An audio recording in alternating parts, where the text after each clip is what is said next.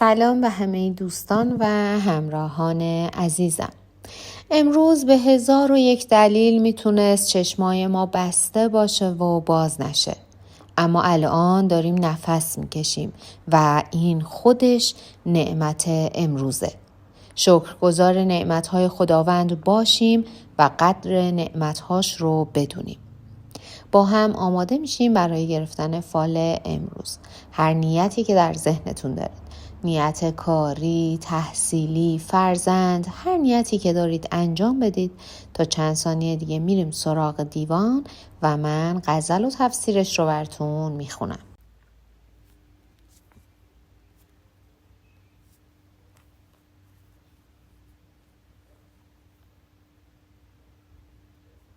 خب دوستان، اگر نیت هاتون رو انجام دادین، با هم ببینیم حافظ امروز چطور ما راهنمایی میکنه. ترسم که اشک در غم ما پرده در شود، وین راز سر به مهر به عالم سمر شود. گویند سنگ لعل شود در مقام صبر، آری شود ولیک به خون جگر شود.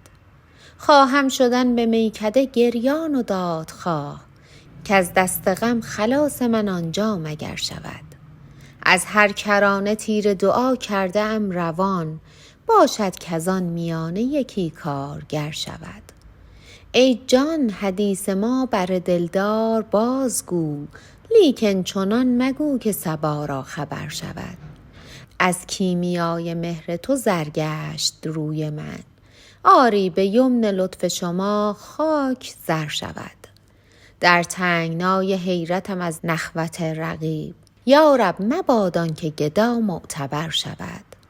بس نکته غیر حسن بباید که تا کسی، مقبول طبع مردم صاحب نظر شود. این سرکشی که کنگره کاخ وصل راست، سرها بر آستانه او خاک در شود. حافظ چون نافه سر زلفش به دست توست، دم در کشر نباد صبا را خبر شود.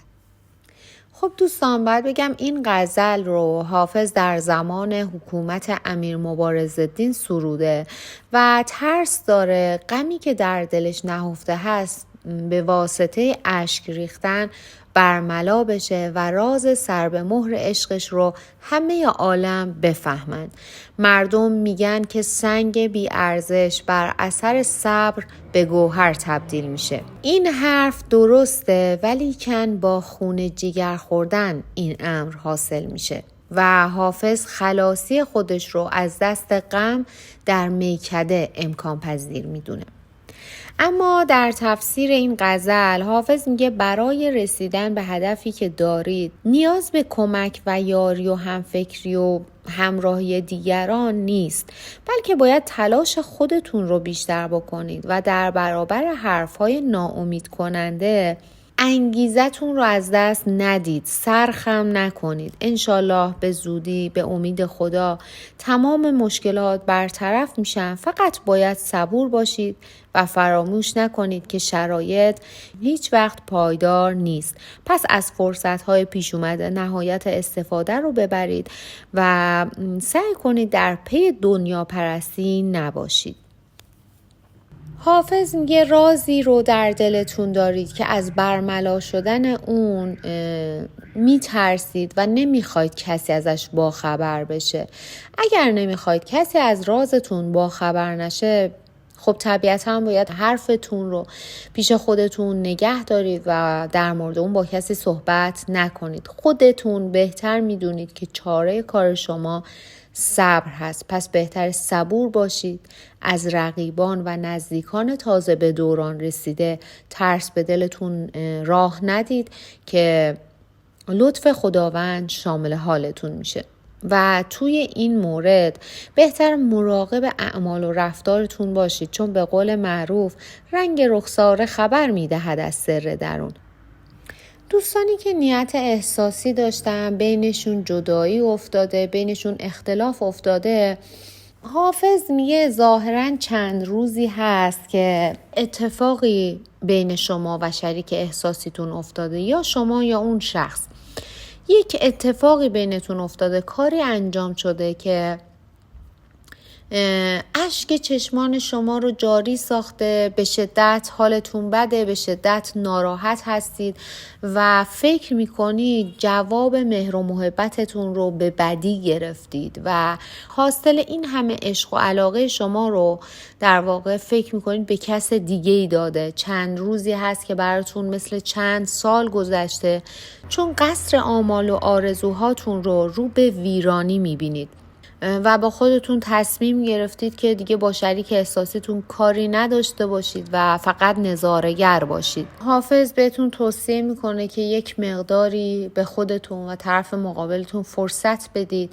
سعی کنید با عقلتون به احساستون غلبه کنید و در برابر کسی که به شما بی احترامی میکنه، قدر محبت شما رو نمیدونه، اون شخص هست که باید ناراحت باشه و در واقع شما نباید پاسخگوی بدیهای اطرافیانتون، حالا هر کسی که هست، باشید.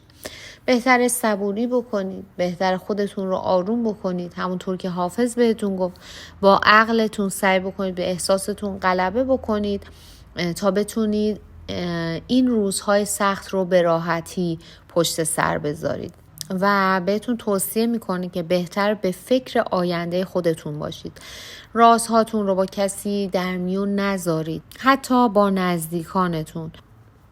دوستان اگر نیت خرید و فروش داشتید، باید بگم هر دو براتون خوبه، اما در مورد تغییر شغل و تغییر مکان باید بگم در مورد تغییر شغل بهتر شغل فعلیتون رو از دست ندید، چون موقعیت مناسبی براتون پیش نمیاد و در مورد تغییر مکان هم باید بگم تغییر مکان در روزهای آتی ممکن براتون اتفاق بیفته. حافظ میگه اگر میخواید به سعادت واقعی برسید و پیروز بشید در راه رسیدن به اهدافتون، باید ارزش‌های انسانی رو زیر پا نذارید و یادتون باشه در همه مراحل و در همه کارها این مورد رو در نظر بگیرید. شما قلب پاکی دارید، نیتی که دارید نیت درستی هست و اگر رقیبانی در سر راه شما قرار دارن، باید بدونید که از دست اونها کاری ساخته نیست و موفقیت و پیروزی از آن شما خواهد بود و در این راه اگر کسی به شما بدی کرده، جواب بدیش رو با بدی ندید و اون شخص رو به خدا واگذار بکنید.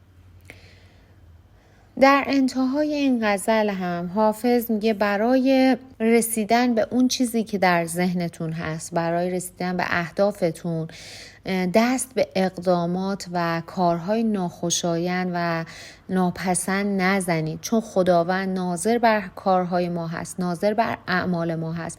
بهتر در کارهامون صداقت و خلوص نیت داشته باشیم، رضایت خداوند رو در نظر بگیریم و در واقع حافظ میگه اصل و گوهر انسان، گوهر وجودی آدم ها باید پاک باشه تا مورد لطف و فیض الهی قرار بگیره، وگرنه هر سنگ و هر گلی جواهر قیمتی نمیشه و نیست.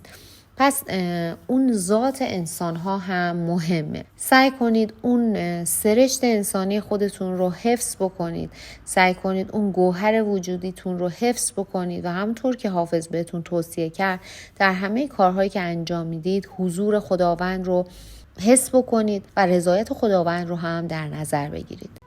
سپاسگزارم که دلتون رو به این فال سپردید و تا اینجا همراه من بودید. حافظ این پیر دانای شیراز همیشه چیزی برای گفتن داره، برای هر دل، برای هر حال و برای هر لحظه.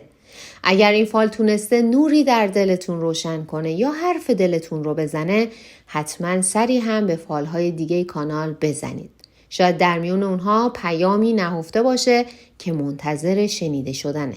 فراموش نکنید هر بار که دیوان رو ورق میزنیم، در واقع داریم دلمون رو ورق میزنیم.